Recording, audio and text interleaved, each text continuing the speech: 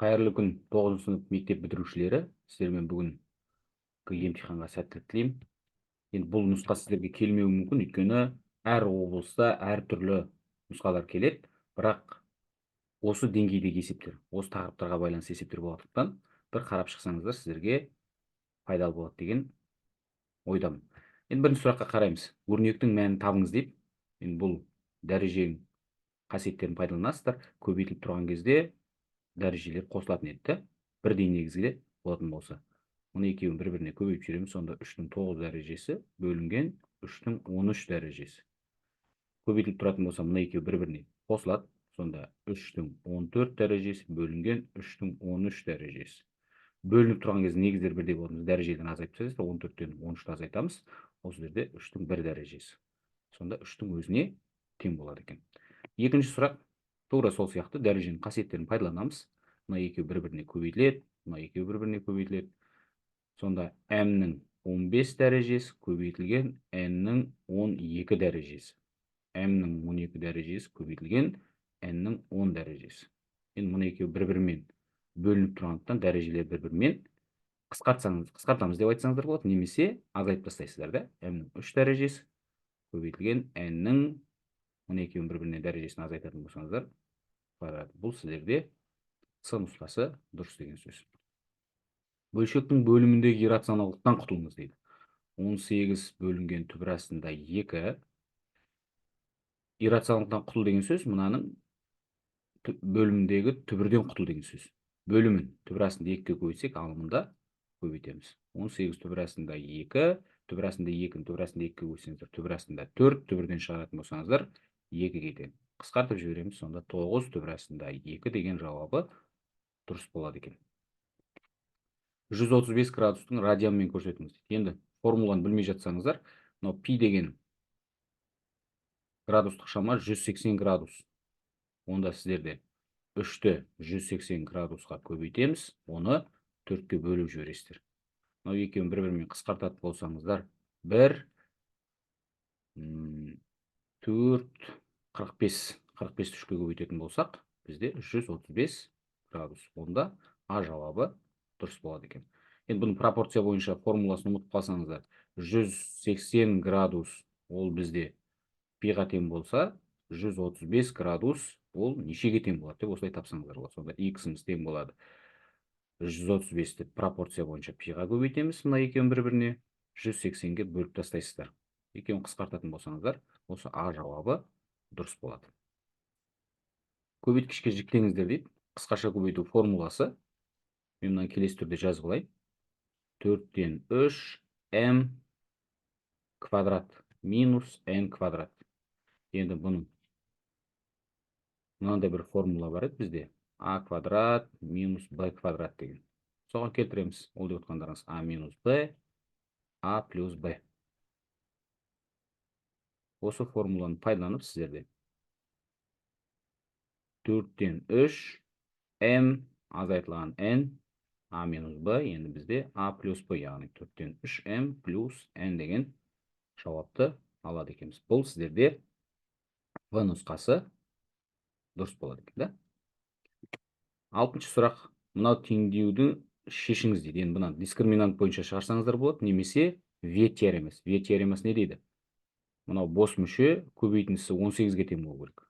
Бізде 3 пен 6-ның көбейтіндісі 18-ге тең болады, да? Екеуін көбейткенде. Алдында минус таңбасы бар, онда мына жерде таңбасынан кері таңба қосындысы осының кері таңбасына, яғни минус 6 мен 3-ті қоссаңыздар, минус 3-ке тең болады. Минус 6 мен 3-ті көбейтсеңіздер, минус 18-ге тең болады. Онда бірінші түбірі сіздерде минус 6-ға тең, екінші түбірі бізде 3-ке тең деген сөз. Бұл бізде А жауабы дұрыс болады. 7-ші сұрақ. Арифметикалық прогрессия. Осы прогрессияның 17-ші мүшесін табыңыздар. Арифметикалық прогрессия деген мынаған бір белгілі бір санды қосып отыру керек, айырым, яғни 16-тан 12-ні азайтсаңыздар, 4 қосып отыр. Мынаған 4 қосып, дәл сол сияқты жалғасып кетіп жатыр. Біз n-ші мүшесінің формуласын жазып алайық. Бірінші мүшесіне қосамыз айырымының келесі бір мүшесінің Ол деп отқандарыңыз не деген сөз? 17-ші мүшесі деген сөз, бірінші мүшесіне 16 д-ны қос деген сөз. Бірінші мүшесі бізде 12-ге тең. 12-ге қосамыз 16 д деп отқанымыз айырымы, мынау 4 деген сан. 4-ті көбейтеміз. 12 қосылған, 12-ні көбейтетін болсаңыздар, 64. Ол деп отқандарыңыз 76 деген жауабы дұрыс болады екен. 8-ші есеп. Егер шексіз кемел геометриялық прогрессия бірінші мүшесі 6-ға тең, айырымы 4-тен 1-ге тең болса дейді. Онда бізге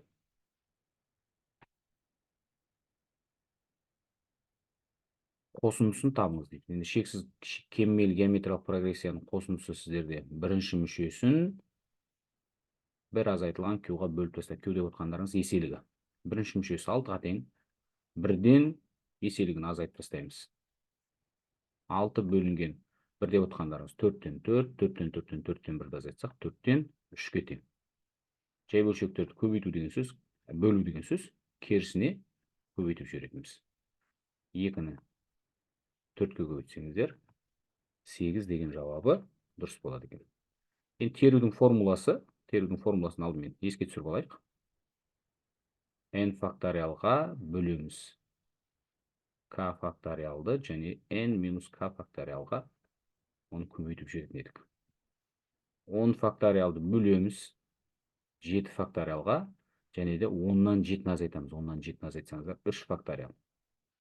10 факториал деп отқандарыңыз 7-ге дейінгі сандардың көбейтіндісі және де 8, 9, 10. 7 факториалдың өзін жазып қоямыз. 3 факториал деген сөз 3-ке дейінгі сандардың көбейтіндісі деген сөз. 12 бір-бірімен қысқарып кетеді. 2-мен 8-ді қысқартасыздар. 3-пен 9-ды қысқартамыз. 4-пен 3-ді көбейтсеңіз 12, 12-ні 10-ға көбейтеміз. 120 деген жауабы дұрыс болады екен.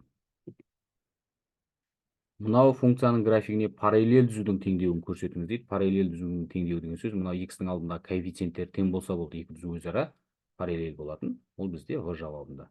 Енді сіздерде перпендикуляр түзу деп сұрауы мүмкін, онда осы алдындағы коэффициенттерінің көбейтіндісі -1-ге тең болу керек. Сол екі түзу бір-бірімен өзара перпендикуляр болады екен. Енді Б тобының есептері шығару жолымен, мынау 4 балдық есеп екен. Сондықтан шығару жолын қандай формула қолданып жатырмыз, барлығы пайдаланасыздар. Енді мына жерде жазбай қойын, және сіздерде a плюс b жазып кетейік. A минус b. Ол деп отқандарыңыз a квадрат минус b квадрат еді. Осындай формуланы біз пайдаланамыз.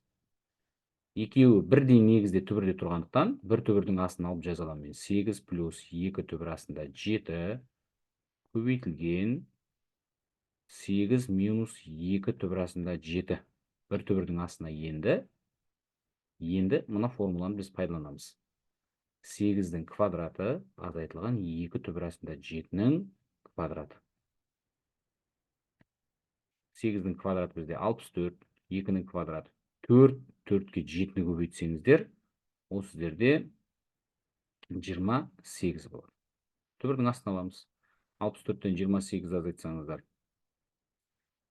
6, 5-тен 2-ні азайтса 36. Сонда сіздерде 6 деген жауабы, 6 деп жазып қойасыздар. Жауабын жазуды ұмытпаңыздар. Жауабы барлық есептерде, Б тобының есептерінде жауабын жазып отыруды ескеріңіздер. 12-ші есеп, мынау теңдеулер жүйесін шешіңіз дейді. Енді алмастыру тәсілін қолданайық. Y-дің өзін қалдырып қоямыз. 2x келесі жаққа өтетін болса, минус 2x болып өтеді. Енді осыны алып барып, мынау Y-дің орнына әкеп қоямыз. X көбейтілген 5 азайтылған 2x тең болады 2-ге. Ол енді мынау бірінші теңдеу емес, екінші теңдеумен жұмыс жасайсыздар. Жақшаны ашып жібереміз. 5x минус x пен 2x-ті көбейтсеңіздер 2x квадрат, мына 2 келесі жаққа өтсе минус 2 болады, тең болады 0-ге. Тура осылай тұрып шеше берсеңіздер болады, немесе мен ақшамда минус 1-ге көбейтіп алып, x квадратты алдына шығарып жіберейін. Минус 5x біз минус 1-ге көбейтіп, таңбалары ауысады. 0-ге тең болады. Енді мынаны біз дискриминант арқылы шешейік. Дискриминант деп отқанымыз b квадрат азайтылған 4ac еді. минус 5-тің квадраты 25, азайтылған 4, көбейтілген а деп отқандарымыз 2-ге тең, с деп отқандарымыз 2-ге тең. 25-тен, так, 4-ке 4-ті көбейтсең 16, 25-тен 16-ны азайтсаңыздар 9. Сонда бізде x1 мен x2 тең болады екен. Минус b плюс минус түбір астында дискриминант бөлінген 2a еді формула бойынша. Минус b деп отқанымыз минус 5 минус b ол плюс 5 болады, плюс минус түбір астында 9 бөлінген 2 көбейтілген 2. Енді бірінші түбірі бізде 5-ке 3-ті қосамыз, 8, 8-ді 4-ке бөлсеңіздер 2-ге тең болады. 5-тен азайтамыз 3-ті 2, 2-ні 4-ке бөлеміз. Ол деп отқандарыңыз 2-ден 1. Бұл x1 мен x2. Енді бізге нені табу керек? y1 мен y2-ні тауып алуымыз керек. y1 тең болады 5-тен азайтамыз 2 көбейтілген бірінші түбірін қояйық. 2 онда бізде 1-ге тең болады. y2 тең болады 5-тен азайтамыз 2-ні көбейтесіздер екінші түбіріне, яғни 2-ден 1-ге. 5-тен 1-ді азайтатын болсаңыздар, ол сіздерде 4-ке тең болады. Жауабы деп жазып қойасыздар. Бірінші түбірі бізде 2-ге тең болғанда y-іміз 1-ге тең болды. Так, екінші түбірі 2-ден 1-ге тең болғанда y-іміз 4-ке тең болды. 13-ші есеп. Тригонометриялық негізгі формулаларды пайдаланасыздар. Қандай формулаларды пайдаланып жатырмыз? Мен мына жерге алдымен жазып қояйын. 1 қосылған тангенс квадрат x немесе берілген бойынша жазайық. Ол деп отқандарыңыз неге тең еді? 1 бөлінген косинус квадратқа тең болатын, да? Синус квадрат қосылған косинус квадрат 1-ге тең болатын, сондықтан 1 азайтылған синус квадрат деп отқандарыңыз ол косинус квадратқа тең болатын. Біз осы формулаларды пайдаланып келесідей теңдік аламыз. Онда бізде мынаның орнына сіздерде мынау формуланың мәнін жазып қоясыздар. Косинус квадрат көбейтілген 1 бөлінген косинус квадрат. Азайтылған 1 азайтылған синус квадрат деп отқандарыңыз ол косинус квадратқа тең болды. Косинус квадрат бөлінген косинус квадрат. Енді қысқартатын бір-бірімен қысқартып жібересіздер. Мұны екеуі қысқарып кетеді. 1-ге тең болады, мұны екеуі қысқарып кетеді. 1-ге тең болады, сонда 1 азайтылған 1. Бұның жауабы 0-ге тең болады екен. 14-ші есеп. Квадрат теңсіздікті шешіңіз дейді. Бірінші мен алдындағы минусынан құтылып алайын. Негізі минусынан құтылмай-ақ 0-ге теңестіріп шығара берсеңіздер болады. Маған ыңғайлы. Минус 1-ге көбейтіп алдындағы минусынан құтылып алған. Сонда v теоремасымен шығара аламын. Таңбасы ауысады. Минус 6. Мына жердегі таңба өзгереді. Кіші немесе тең болды. Енді мен v теоремасымен шығарамын. Сіздер дискриминантпен шығара беріңіздер. Мынаны алдымен 0-ге теңестіріп аламыз. Сосын түбірлерін табасыздар. Так, көбейткен кезде минус 6-ға тең болу керек. Қосқан кезде минус 5-ке тең болу керек. Онда 6 мен 1-дің көбейтіндісі минус 6 мен минус 1-дің көбейтіндісі. Ол минус 6-ға тең. Минус 6 мен 1-ді қоссаңыздар, ол бізде минус 5-ке тең болады. Мынаны қарама-қарсы v теоремасы. Онда x1-іміз тең болады екен минус 6-ға, x2-іміз тең болады екен 1-ге. Болды, осыларды біз интервалы арқылы түбірлерін белгілеп аламыз. Мынау бізде минус 6, мына жерде 1 таңбалар қандай болады бізде? Мән әкеп қойыңыздар, немесе x квадраттың алдындағы таңба плюс болып тұрғанда плюс, минус, плюс болады. Бізге керегі мынау соңынан алған таңбаларыңыз. Мынау аралық керек. Онда жауабын жазып қойасыздар. Жауабы x тиісті болады екен. Минус 6 тік жақша. Минус 6-ның өзі кіреді. 1 сізде тік жақша. Осы аралықта жатады екен x-ның мәні.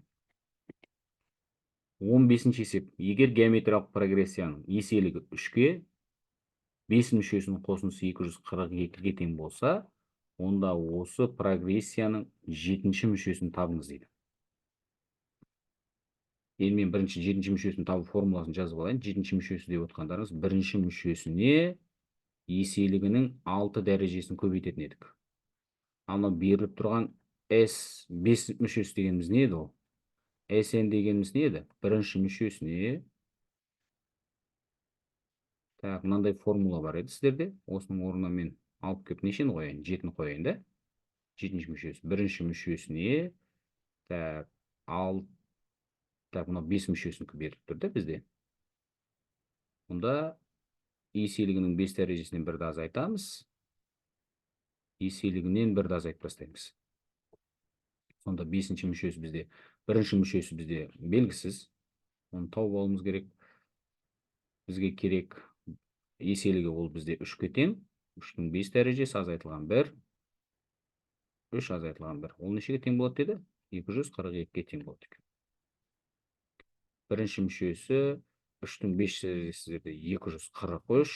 243-тен 1-ді азайтсаңыздар 242. Мына жерде 2-ге тең болады 242. Енді бірінші мүшесін табу үшін енді екеуі қысқарып кетеді. 121. B1 көбейтілген, мынаны B1-ді табу үшін онда 242-ні 121-ге бөліп тастайсыздар. Онда осы жерде 2-ге тең болады. Бірінші мүшесі бізде 2-ге тең болды, онда 7-ші мүшесін таба аламыз. 7-ші мүшесі бірінші мүшесіне, яғни 2-ге көбейтесіздер. Еселіктің еселігі осы жерде 3-ке тең 6 дәрежесі. Мен мынаны өздеріңіз есептеп, жауабы деп 15-ші есептің жауабы деп комментарийға жазып қойылды. Ұмытпаңыздар. Өрнектің мәнін табыңыз дейді. Келтіру формулалары. Қандай формулаларды пайдаланамыз енді соларды мен жазып қояйын да.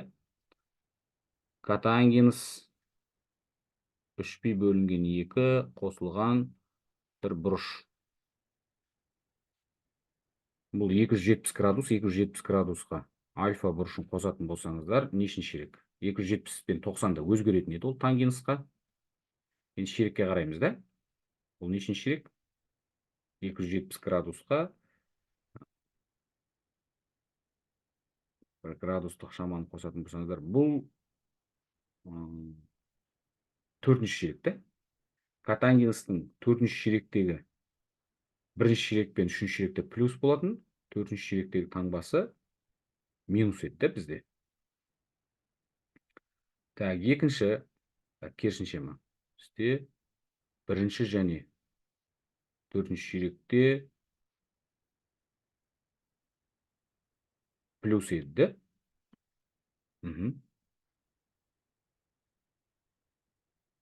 Так, енді келесі бізде тангенс 2π азайтылған альфа дейді. 2π-да ол өзгермейтін еді тангенс. Мынау нешінші ширек? 3-ші ширек. 3-ші ширектегі таңбасы минусымен қойдым да. Керісінше таңба қандай еді бізде?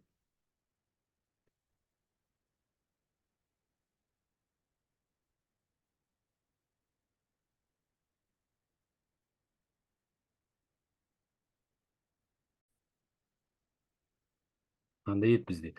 Так, 1 мен 3-те плюсті. Мынау 4-ші ширек. 4-ші ширектен таңбасы минус болады деп бұнда. Так, 2π-дан азайтыламыз. 4-ші ширекте таңбасы бізде. Так, 4-ші ширекте таңбасы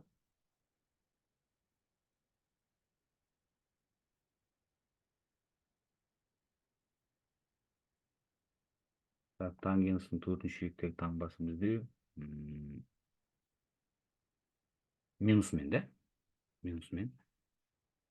Так, мынауда сіздерде таңба минус болады ғой да? Шатаспасам. Так, косинус π бөлінген 2 қосылған альфа. Ол деп отқандарыңыз, косинуста π бөлінген 2-де синусқа өзгереді. Так, бұл бізде екінші ширек. Екінші ширекте косинустың таңбасы минусмен болады. Енді осы формулаларды алып кеп, орындарына қойып жібереміз. Сонда сіздерде қандай болады? Синус альфа котангенс 3π бөлінген ол бізде минус тангенс альфаға тең болды.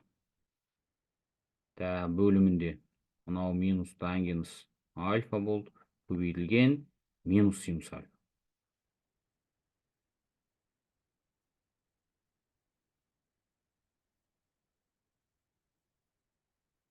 Мұны екеуі қысқарып кетеді. 1-ге тең болады. Мұны екеуін қысқартамыз. Сонда сіздерде 1 бөлінген минус 1, ол жауабы минус 1-ге тең болады екен.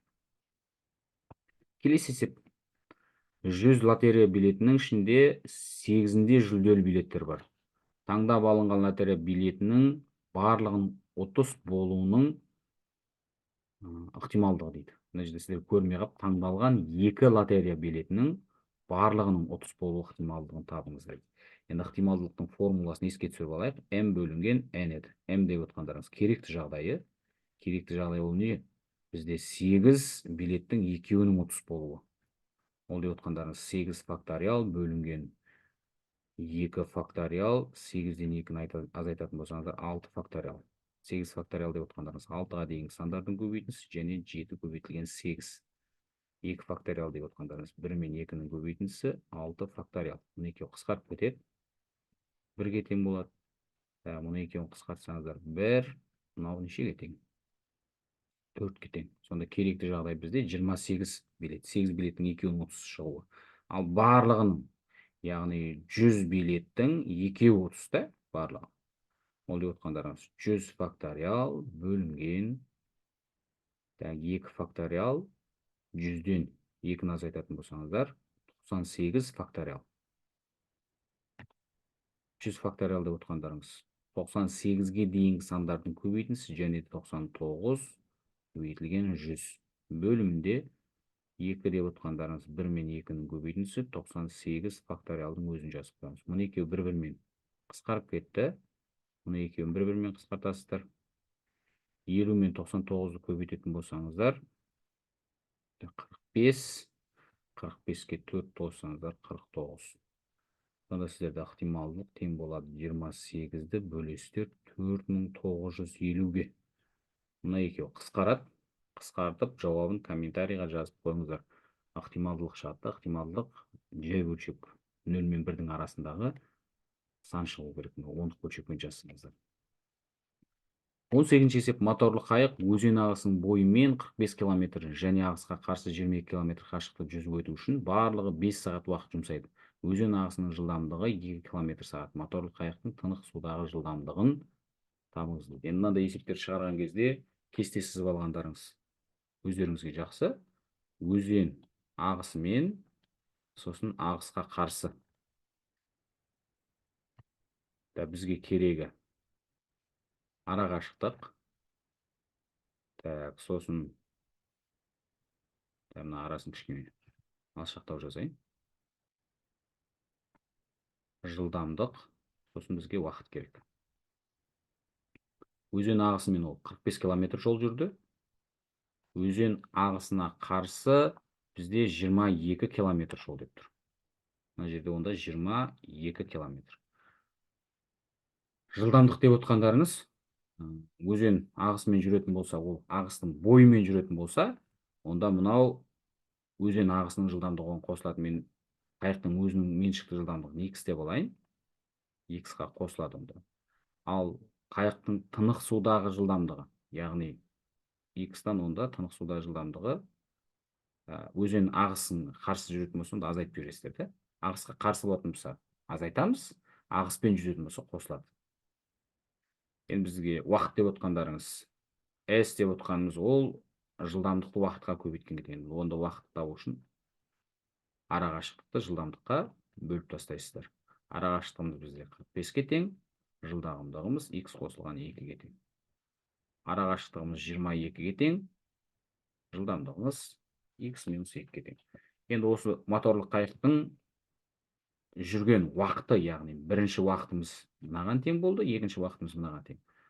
Бірінші уақыт пен екінші уақытты қосқан кезде нешеге тең дейді? 5 сағат уақыт жұмсады дейді. Болды, онда теңдеу келесі түрде болады. 45x қосылған 2 қосылған 22 бөлінген x минус 2. Ол нешеге тең болды? 5-ке тең болды. Енді осыны ортақ бөлімге келтіреміз. x плюс 2 ортақ бөлімі x минус 2 көбейтіндісі болады. Мынаның толықтауышы x минус 2, мынаның толықтауышы x плюс 2.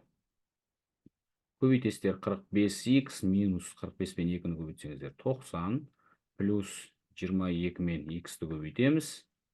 22 мен 2-ні көбейтсеңіздер 44. Ол нешеге тең болады? Бізде 5-ке тең болады. Жалғасын мына жаққа жазайын. Алымында ортақ сіздерде 45-те 22-ні қосатын болсаңыздар 67x-ті 67x минус 90-нан 44-ті азайтсаңыздар 46 болады екен. Так, мынау екеуін мен пропорция бойынша көбейтіп жіберейін. X минус 2, X плюс 2 деген қысқаша көбейту формуласымен X квадрат минус 4. Оны 5-ке көбейтетін болсаңыздар, 5X квадрат 4-ке көбейтсеңіздер 20. Минус 20. Енді барлығын мен не істеп алайын? Бәрін бір жаққа жинап алайын. 5X квадрат минус 67X плюс 46 минус 20. Ол сіздерде неше болады? Плюс 26 ғой деймін, да? Плюс 26. Тең болады 0-ге. Енді осыдан біз дискриминант арқылы дискриминантын тауып, x1 мен x2-ні табамыз, ол сіздерде таңсудағы жылдам болады. Жай бөлшекпен шығатын болса, қараңыздар, сіздерге керек бүтін санмен шыққан. Мынаның жауабын сіздерде x1 мен x2-нің жауабын тауып, 18-ші есептің жауабында комментарийға жазып қойыңыздар. Енді біздің мақсат, бүгінгі мақсат сіздерге қандай есептер келеді, қандай тақырыптарды қайталау керек, соны қарастыруымыз керек. Яғни бізде 19-ші есеп арифметикалық прогрессия болса, онда сіздердің емтихандарыңызда арифметикалық геометриялық прогрессияға байланысты есеп болуы мүмкін, осыларды қайталайсыздар деген сөз. Арифметикалық прогрессияның алғашқы 5 мүшесінің қосындысы оның келесі 5 мүшесінің қосындысынан 50-ге кем дейді. Прогрессияның 10-шы мүшесінің екінші мүшесінен қаншаға артық дейді. Енді алдымен берілгендерін жазып алайын. Мен бірінші 5 мүшесінің қосындысын S1 деп алайын. Ол не деген сөз? Бірінші мүшесіне екінші мүшесін қосамыз, үшінші қосамыз, төртінші қосамыз, бесінші мүшесін деген сөз. Енді мен мынаны ықшамдап жазып алайын, да? Мынау деген сөз бірінші мүшесі, екінші мүшесі деген сөз бірінші мүшесімен айырымын қос деген сөз. Ал үшінші мүшесі деген сөз ол бірінші мүшесімен қосамыз екі айырым. Мынау үшінші мүшесі болды. Қосамыз. Төртінші мүшесі деген сөз ол бірінші мүшесімен қосасыздар үш айырымын. Дәл сол сияқты кесе береді. Ол бесінші мүшесі деген сөз бірінші мүшесімен төрт айырым қос деген сөз. Енді ұқсас мүшелерді біріктіретін болсаңыздар, 5 бірінші мүшесі қосылған 5, 10 айырым болады. Мынау мынаған тең болды. Енді мен екінші 10 мүшесінің қосындысын, 5 мүшесінің қосындысын тауып алайын. Ол 6-шы мүшесіне 7-ші мүшесін қосамыз 8, қосамыз 9-шы мүшесін, қосамыз 10-шы мүшесін дейді. Бұл деп отқандарыңыз тура жаңағы сияқты. Мынау бірінші мүшесімен 5 айырымын қос, мынау екінші мүшесімен 6, бірінші мүшесімен 7 айырымын. Сонда 5А1 қосылған, енді қосып шығайық, 9-ға 8-ді қосасыздар, 18, оған мына жердегі 17-ні қоссаңыздар 35 айырым болады. Бұл енді сіздерден сұрап тұр, 50-ге кем дейді. Мынау мынадан 50-ге кем екен, яғни S2-ден S1 азайтатын болсаңыздар, яғни 5А1 қосылған 35-дан азайтатын болсаңыздар, 5А1 қосылған 10-дан жақша алып жазуымыз керек. Сонда мына жердегі таңба жақшаны ашатын болсаңыздар өзгереді. Мұны екеуі бір-бірімен жойып жібересіздер. Сонда 35-дан 25-те қалады деймін, да? 25-те қалады. Осы нешеге тең? 50-ге кем. Яғни осы 50-ге тең екен. 25-тіміз, енді осы жерден мен теңдеу құрастырып жазып жүрейін. 25-діміз 50-ге тең болады. Онда D тең болады нешеге? 2-ге тең. Яғни айырымы 2-ге тең. Енді сіздерден сұрап тұр, 10-шы мүшесінен екінші мүшесі қаншаға артық дейді. Яғни 10-шы мүшесі азайтамыз екінші мүшесін. 10-шы мүшесі деп отқанымыз бірінші мүшесіне 9 айырым қос деген сөз, азайтамыз бірінші мүшесіне, жай ғана айырым қосып жіберсеңіздер, ол екінші мүшесі шығады. Жақшаны ашатын болсаңыздар, бұл жердегі таңба өзгереді. Бірінші мүше мен бірінші мүше жойылып кетеді. 9-дан азайтатын болсаңыздар, 8-ді деп отқанымыз 8-ді 2-ге көбейтіп жібердіңіз. Онда нешеге тең болады? Ол 16-ға тең болады. Жауабы 16 деп жазып қоясыздар. Бүгінгі емтиханда сіздерге сәттілік. Сау болыңыздар.